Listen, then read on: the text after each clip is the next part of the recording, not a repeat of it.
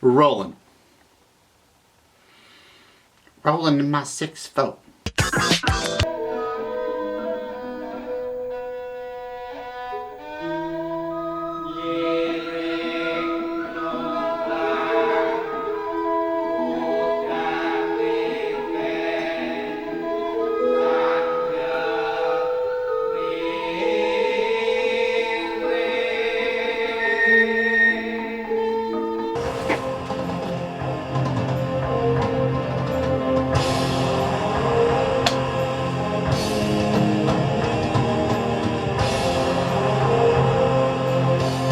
How you doing, kids? It's Brain Smasher. From the vaults, we're going back into the collection, alphabetically. CDs.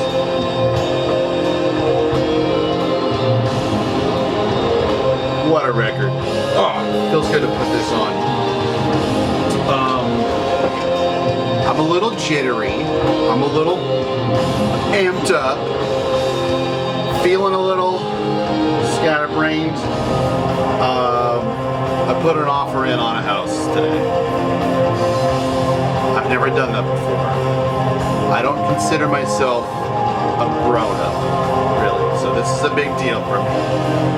So I'm on edge. I'm feeling tangential. My brain waves can't be accounted for. I don't know what's gonna go on, but we're doing a video. And I've been wanting to listen to this record, in case you're unaware, uninitiated. This is Supreme Immortal Art from none other than Abigor. I'm gonna turn it down, don't worry. Yeah. Fucking Abigor cannot get too much respect. No question. Now, after this record, things got a little weird. I get it.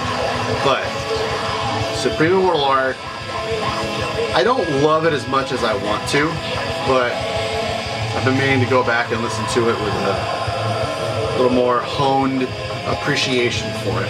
I picked up that new Stormkeep album this week, and we'll talk about it later. But it's made me want to go back and listen to this. I'll just say that. So that's what's going on in the background. Abigor are one of the most amazing black metal bands there are. And if you don't agree with it, you're wrong. So we are starting in the letter H. I've been doing this YouTube thing for, I've lost fucking track, going on maybe 5 years this summer. Fuck.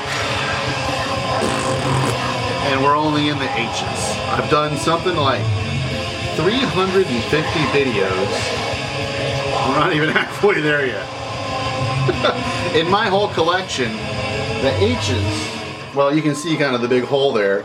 That's what we're going to be going over today. So once we get down through all of that, we'll get up here into the bigger section. And the I's and the J's and the K's and the L's, and, you know, we'll hang out, we'll have a good time. Anyway, okay. So,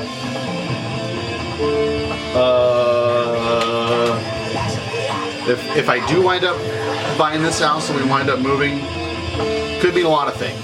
This last 4 years has been a beautiful period in my life where money is growing on trees. I've had a lot of money to fuck around and buy a ton of records. It's been amazing. And I love that I've been able to share it with YouTube, all you guys. But if I'm moving into a house, it's going to be more expensive. The buying of new music has gotta go down a little bit. But I'm fucking ready for that. I'm honestly, I know, we say this all the time, I gotta stop buying shit, but I'm kind of fucking tired. People send me new music and I'm like, I don't want new music! Stop listening to stuff you don't own! I keep fucking doing that. I put on something, oh, this is new, let's check this out. Old. I need to get into old music that I already have. Anyways, okay, end of rant. Thanks for bearing with me. Hope you like it. So we are starting off the H's with a really great H band. Fucking Hades! Yeah, Hades. Alone Walking. So this is the Hades that I'm least familiar with, Marty. This is their 3-track demo. It came out in 93. So Hades, if you're not familiar, are a Viking era Bathory warship band. And that's fine. It doesn't sound so much like Bathory that it doesn't sound like Hades. It sounds like Viking era Bathory done a little more like mystically, and I think a little bit more Nordic sounding, if that makes sense. It's definitely more in the Burzum side of things than the Bathory side of things. That's an easy thing to say. But Hades, in my opinion, with the utmost respect, are doing Hades. That's what they do. It's Viking metal. It's super memorable. It's patient and calm and engrossing and rapturous, and just their whole thing is very immersive for me. This is their 3-song demo reissued by Hammerfall Records in, I don't know, 2017, somewhere around there. Should be no problem picking this up. But I believe, if I'm not mistaken, those 3 songs are also on the debut. I recommend, if you want to start with Hades, personally, the second record, Dawn of the Dying Sun. But we'll get into that in a minute. Not essential Hades material. Again Shall Be is their debut record on Full Moon Productions. Picked this up at Half Price Books for $6 not too long ago. Who am I kidding? Probably 12 fucking years ago at this point. But yeah, the debut, since it wasn't a formative album for me like the next one was, I'm not super familiar with this, but every time I do put it on, I think, Jesus, this is so good. Why don't I listen to this more often? Honestly, Hades are a band that I wish I spent more time listening to. I have a shit ton of respect for them, and I think they're amazing songwriters. I don't know what it is. I don't reach for this stuff very often. It's just a little more uneventful. It's remarkably good. It's just not something that kind of sticks in my mind when I'm thinking, what should I listen to? And again, I only listen to fucking new music that I don't own, apparently. But great band photo. Kind of a classic one that you probably saw in a lot of magazines if you were a youngin' back in the day. It may also kind of be worth noting that Jorn from this band, who's I think the drummer in Hades, he got his start with Amputation, who went on to be Immortal. So Hades and Immortal kind of have this brethren, and I think you can kind of hear a little bit of Hades and Immortal's diabolical full moon mysticism. Can we do this? Pull this off here? Let's see. Check that out. Yeah. Picked that up from Necro Harmonic a couple of weeks ago, months ago. I don't know. What is time? So yeah, Hades fucking rules. Now, Dawn of the Dying Sun, it just goes without saying, the entry point for a band usually is like, you can't top it. And I think this is a fucking perfect masterpiece of an album. I wish I listened to this more often. There's this spoken intro on The Tale of a Nocturnal Empress. And that is just, it conjures the most vivid something in soundscapey kind of place. It takes me to another world. When I hear that spoken word intro, it's just like a little poetry kind of deal, and then it leads into this riff. Oh, so fucking good. I think both of these albums were recorded in Greek Holland by Peyton. whatever his name is. Masterpiece. Fucking record. I don't know if it's been reissued on vinyl, but I have the Full Moon Productions vinyl release of Dawn of the Dying Sun, and it is a piece of shit. If you ever come across Full Moon Productions vinyl in the wild, don't pay more than like $20. Seriously, it's shit. And then, so Hades then released Millennium Nocturne. And this is one of those cases where a Norwegian band were kind of like cashing in on the whole end of the century kind of deal in 1999 and trying to, you know, work in some of this dread of the end of the century or something. But that being said, even though topically it is doing that, where there were a lot of other bands working in like keyboards and drum machines and lots of other like industrial kind of avant-garde kind of elements, that doesn't really have it doesn't happen with this record. So don't let the name of it ward you off from it. It is a fantastic album, and really its only fault is that it's nowhere near as great as Dawn of the Dying Sun or Again Shall Be. But it is fantastic. I really do remember liking this quite a bit, and it's pretty underrated, I think, because it's got weird fucking purple planets on it, and like, it's not what you want 80s. You know, when you pick this up and you go, Hades, is that the Hades that I know? I don't know, I think I'll pass, but don't pass it up. This is a really, really great record. If you're a fan of Hades and you don't know Millennium Nocturne, it's pretty good. It's also very memorable and catchy, like the other stuff is. So another Hades, these guys were from Peru. This was given to me by my buddy Cal on my birthday a couple months ago, and it's a collection of demos from a Peruvian thrash metal band. I haven't listened to this very much at all. They were active from '96 and they're still active now. They have a couple of albums that are pretty well reviewed on Metal Archives, but I'm not familiar with them whatsoever. This is a collection of some of the roughest, rawest live recordings and demos and rehearsals. And upon listening to this twice, this might be only for diehards, I will say. Not because the sound quality is shit. I can get over that any time of the day. This sounds loose and sloppy and just not cohesive or aggressive at all. It doesn't do really much for me. So before I get mad about it, I turn it off, basically.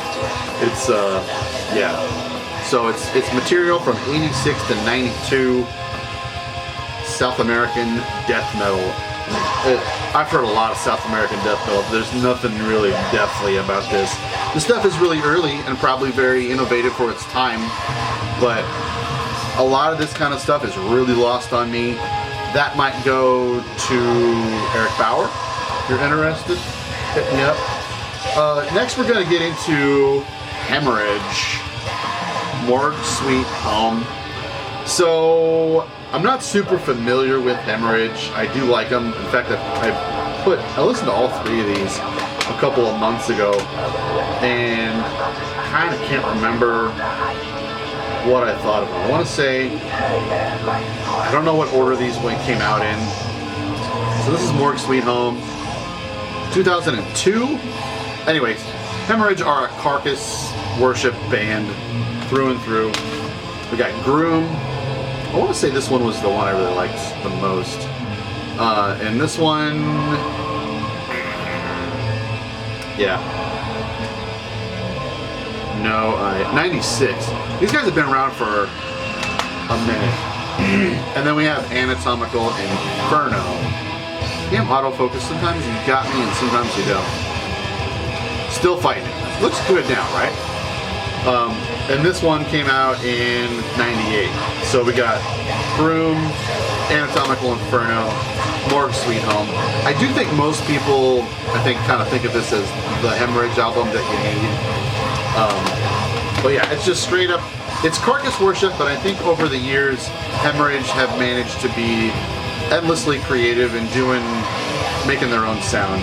They don't just you know, Hang On being Carcass's little brother or anything like that. They're good. So next we've got a band. Oh man, I'm gonna look this up too. Heimoth is the band. Heimoth, what you doing in there? Up in that light? Yeah, France. Okay. So this is Vice, Suffering, and Destruction from Heimoth. Fucking killer release. ISO 666 put this out. This is kind of a twilight period for black metal for me. It was this. Okay, so this came out in 2004, and so there was this period like post turn of the century where I was like, okay, I've heard a ton of black metal for 4 or 5 years. Went way back. What else is there out there? And I checked out a lot of death metal and thrash and kind of stuff, and some old school kind of favorites and shit like that.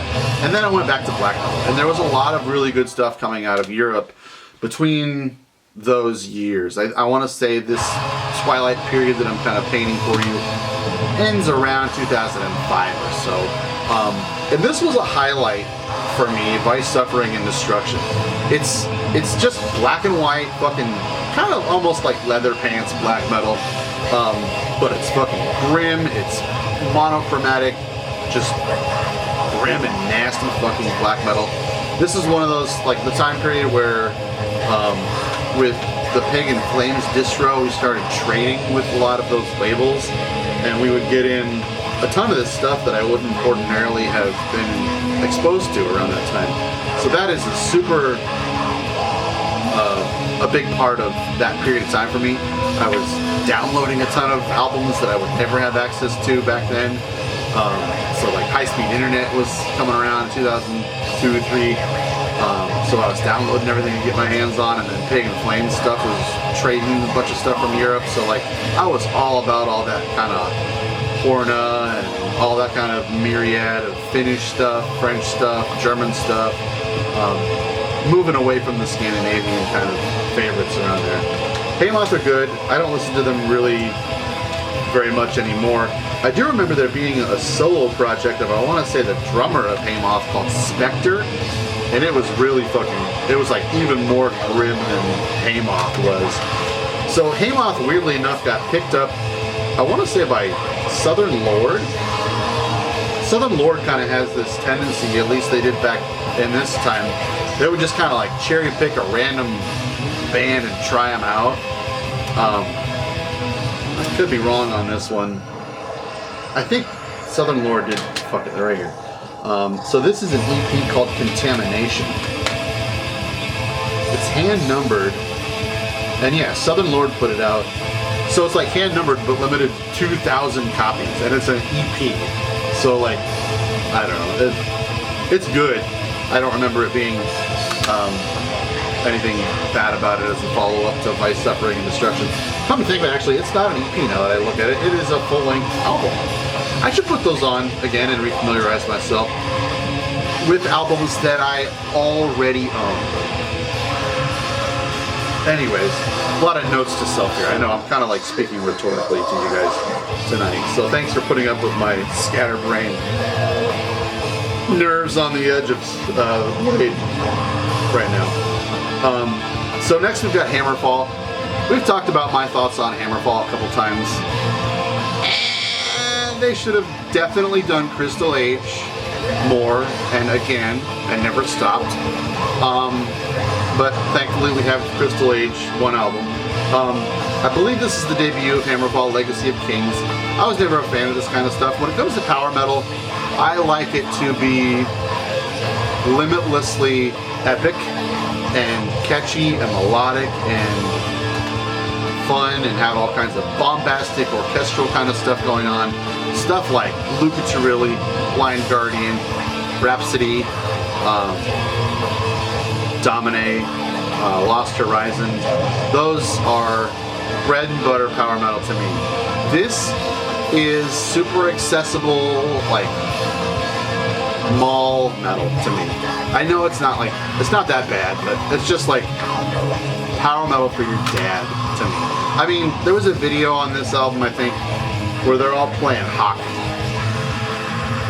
That's not power metal. That is not fucking power metal. Power metal is castles, dragons, wizards. You know, you get it. You know, you're cool. We're cool. Next is a fucking super underrated black metal classic. So what I want to start doing is highlighting an album and calling it just the album of the video. I'm not sure what I'm going to call it quite yet, but I want to just signify this is the best one. If there's one album in this video that you check out, it's this one. You know, we'll work on it when I have more time. Right now, this is it. Handful of Hate. I know, the band name, it's really stupid. Handful of Hate with Hierarchy 1999. So, don't let the band name deter you. What a stupid band name. The cover art is absolutely stupid. I'm fighting a lot of glare here and focus. Yeah, that's pretty good. I think that's pretty good. This cover art sucks fucking shit all day long. There's no question. But this thing fucking rages. So fucking good. So the drummer of Handful of Hate, he's in a bunch of, he's like the dude, he's like the hired gun. He plays in 1 million European bands, I believe. We'll not get into it too far. I'm not super sure about his repertoire and resume. But this thing is so riffy and grim. So fucking grim and evil and nasty. Relentlessly blasting. It is so fucking aggressive. It's not often you hear an album that has great riffing, super evil, nasty production, but just melding powerful, strong songwriting with this monochromatic, grim as all fuck kind of style. It's fucking good. Hierarchy 1999. Like, again, who would know that this is fucking awesome? The song, if you only check out one song on this, Stifled into Extremism. Sometimes I'll make playlists with like grim black metal on them, and I always put Stifled into Extremism on it. I'm sure I can get away with putting a clip of this in the video, so here you go.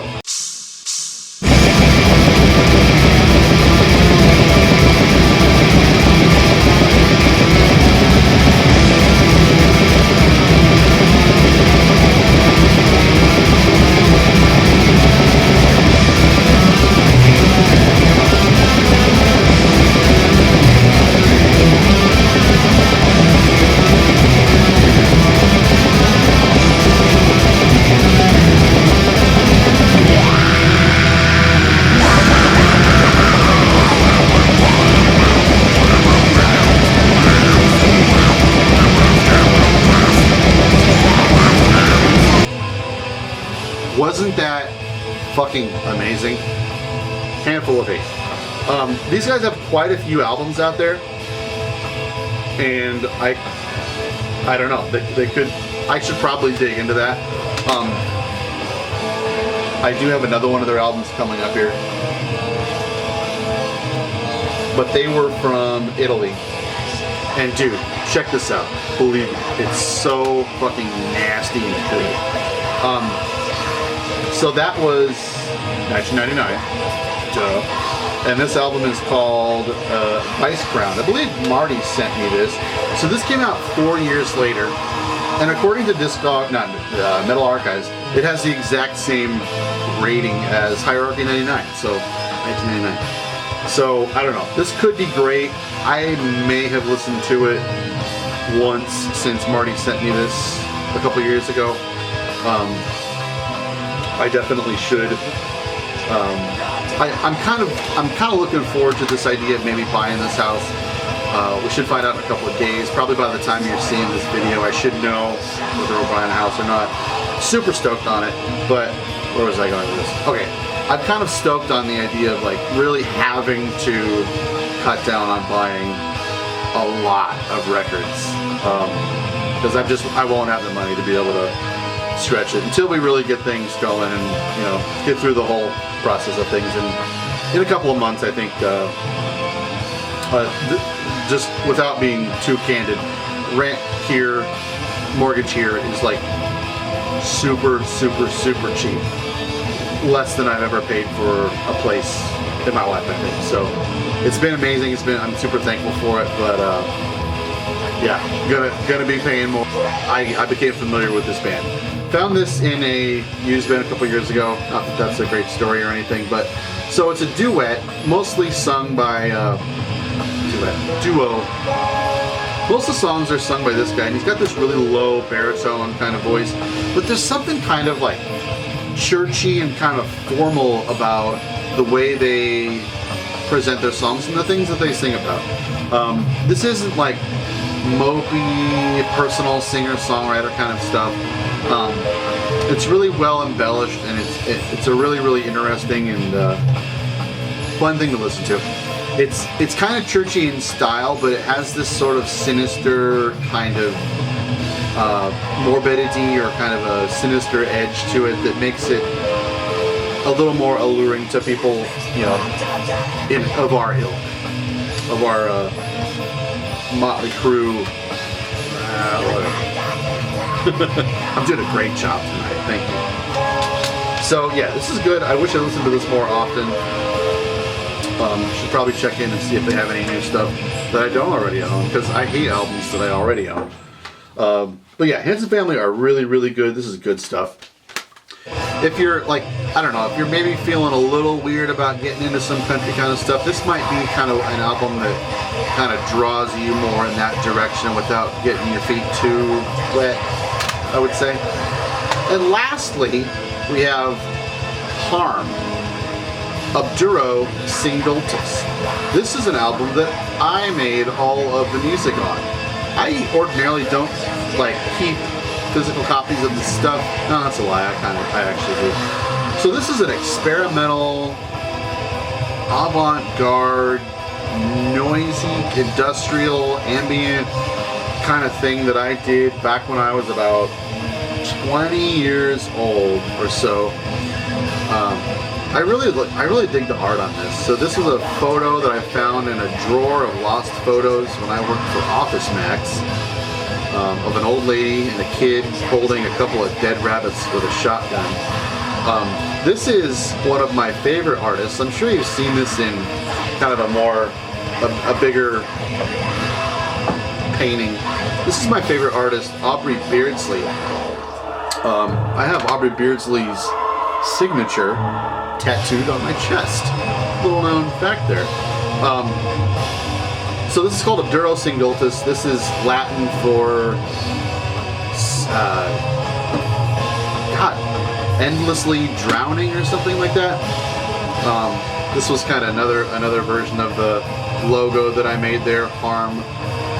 And then I have all these song titles with these weird kind of explanations on what they are.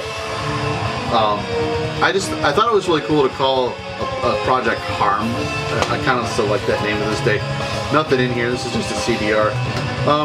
If you're at all curious about hearing this, I do have this uploaded to my Bandcamp page, which, here you go.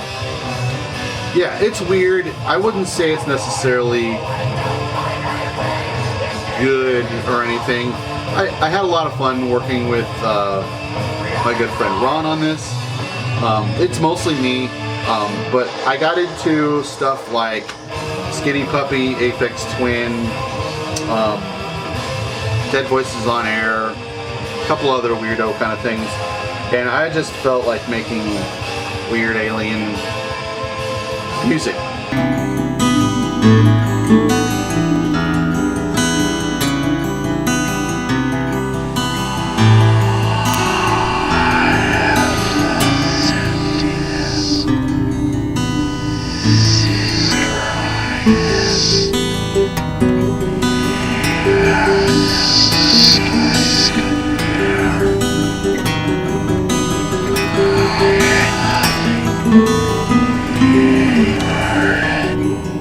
Did whatever the fuck I wanted. So there's a lot of weird kind of found sounds and used kind of samples and stuff going on here. It was a weird time in my life, so this was a good outlet to have. And there's nothing like this, I don't think, out there. Not to like toot my own horn or say that it's great or anything, but it's pretty different.